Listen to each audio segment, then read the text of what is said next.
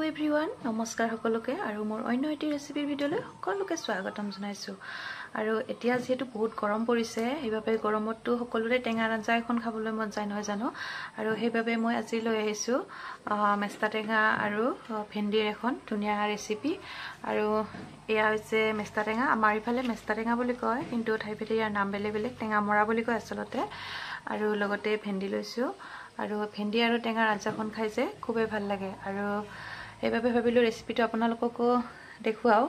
তেনেহলে আহকচোন মই কেনেদৰে বনাও আপোনালোকক এয়া মই প্ৰথমে আহিলো পাৰি লৈ বুলি ইমান ধুনীয়াকৈ টেঙা মৰা আগবিলাক ওলাই আছে মানে প্ৰথমে টেঙা মৰা চিঙিম বুলি আহিছিলো তাৰ পাছত এইফালে ভেন্দিও আছে বাৰু ভেন্দিবিলাক কোমল হৈ আছে তথাপি কেইটামান চিঙি লৈছো যেহেতু ভেন্দিৰ টেঙা আঞ্জাখন বনাম আৰু এনেকৈ বাৰীৰ হতেজ বস্তু চিঙি নি বনোৱাৰ মজাই বেলেগ হয় আঞ্জাখনো সোৱাদো হয় আৰু বনায়ো ভাল লাগে বৰষুণ পাই বাৰীৰ শাক-পাচলিবিলাক একেবাৰে লহপহীয়া হৈ উঠিছে মানে দেখিবলৈ ভাল লাগে আৰু সেউজীয়া চাৰিওফালে আৰু এইখিনি মই চিঙি লৈ আহিলো আৰু এতিয়া প্ৰথমে টেঙামৰা পাতকিটা বাছি লম মানে ইয়াৰে যিকিটা বুঢ়া পাত হেকিটা নিদিও বাৰু বহুত টেঙা হৈ যাব নহলে আঞ্জাখন আৰু পোকপৰুৱা থাকিব পাৰে ভালদৰে চাই এনেকৈ চিঙি লৈছো আৰু গুটিখিনি এনেকৈ মই পাতকিখন ভালদৰে চিঙি লম এইখিনি বাছি লোৱা হৈয়ে গল আৰু এতিয়া ভালদৰে ধুই লম ভেন্দিকেটাও ভালদৰে ধুই লম আৰু এয়া চাওক ভেন্দিকে মই একিটাই পালো বেছি পোৱা নাই যেহেতু আগদিনাখন চিঙিছিলে মানে সেইবাবে কোমল হৈ আছে আৰু এতিয়া লাগিব ধৰিছেহে আৰু এইখিনি হৈ যাব বাৰু ইমান নালাগে টেঙাৰ আঞ্জাখনত বেছি ভেন্দি দিলেও ভাল নালাগে আৰু এইকিটা এনেকৈ সৰুকৈ কাটি লৈছো আৰু টেঙাৰ আঞ্জাখন ভেন্দিত এনেকৈ দিলেহে ভাল লাগে আৰু এয়া মোৰ কটা হৈয়ে গল আৰু এতিয়া গুটিখিনি বস্তু লৈ লৈছো এয়া লৈছো মই এটা পিয়াজ তিনিটা জলকীয়া আদা নহৰু আৰু এয়া টেঙা মৰাৰ পাতকিটা আৰু ভেন্দিকিটা এনেকৈ সৰুকৈ কাটি লৈছো আৰু এতিয়া এইখিনি আদা নহৰু আৰু জলকীয়াখিনি একেলগে খুন্দি লম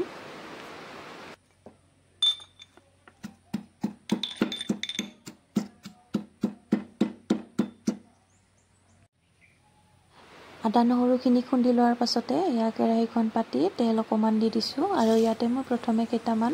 সৰিয়হ দি দিছো সৰিয়হ দিলে আঞ্জাখন খাই খুব ভাল লাগে টেঙাৰ আঞ্জাখন আৰু এতিয়া পিয়াজখিনি দি পিয়াজখিনি অলপমান সময় ৰঙচুৱা হোৱালৈকে ভাজি লম আৰু ইয়াতে দি দিলো হালধি একেলগে তেলতে হালধিখিনি দি দিলে ভাল লাগে আৰু আঞ্জাখনত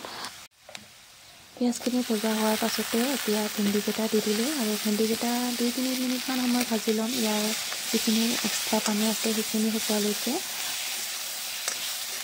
এয়া 2-3 মিনিটমান সময় ভজা হোৱাৰ পাছতে এতিয়া টেঙামৰা পাতকিটা দি দিলো এইখিনিও 2 মিনিটমান সময় ভজাৰ লগে পাতকিটা প্ৰায় নোহোৱা হৈ যাব একেবাৰে সিজি যাব আৰু অলপমান সময় লৰাই আছো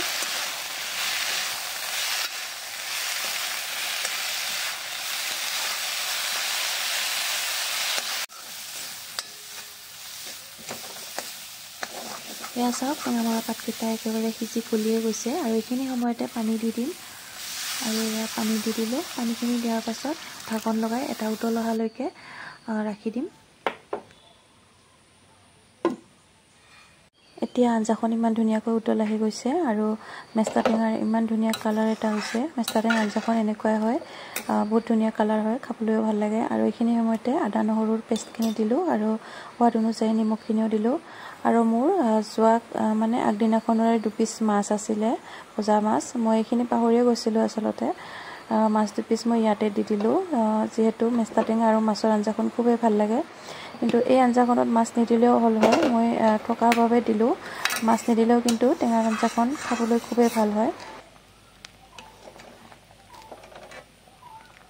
মাছ 2 পিচ দিয়াৰ পাছতে 5 মিনিটমান সময় উতলাই ললো আৰু এইখিনি সময়তে এতিয়া মানধনিয়াৰ পাত কেইটামান দি দিলো আৰু 2-3 মিনিটমান সময় ভালদৰে উতলিব দিম ঢাকন লগাই তাৰ পাছত আঞ্জাখন হৈয়ে যাব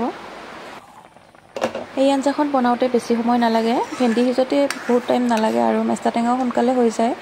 আৰু মোৰ প্ৰায় 15 মিনিটমান সময়তে ভেন্দি আৰু মেষ্টা টেঙাৰ আঞ্জা ৰেডি হৈ গল আৰু মেষ্টা টেঙা যদি নাথাকে তেতিয়াহলে অকল ভেন্দিৰ নেমুটো থাকে সকলোৰে নেমু অলপমান চেপিও এনেকৈ গৰমত টেঙাৰ আঞ্জাখন বনাই ল'ব পাৰে তেতিয়াও খুবেই ভাল লাগে খাই বাৰিষাৰ সময়ত আমাৰ ইফালে টেঙামৰাৰ গাছ প্ৰত্যেকৰ ঘৰতে থাকে আৰু যেতিয়া আমি মাছ পাওঁ তেতিয়াই টেঙামৰাৰ আগকেইটামান পটককৈ গৈ ছিঙি লৈ আহোঁ আৰু মাছৰ সৈতে বনাওঁ। সোনকালে আঞ্জাখন হৈও যায় আৰু গৰমত টেঙাৰ আঞ্জাখন খায়ো ভাল লাগে। এনেকৈয়ে বনাই খাওঁ আমি। আৰু এয়া মোৰ আজি দুপৰীয়াৰ সাজ, ভাত, লগতে আছিলে ভেন্দি, টেঙামৰা আৰু মাছৰ আঞ্জা, আৰু লগতে বনাইছিলোঁ এয়া লেচেৰা আলুৰ ভাজি, আৰু এয়া বিলাহী আলুৰ পিটিকা এখন,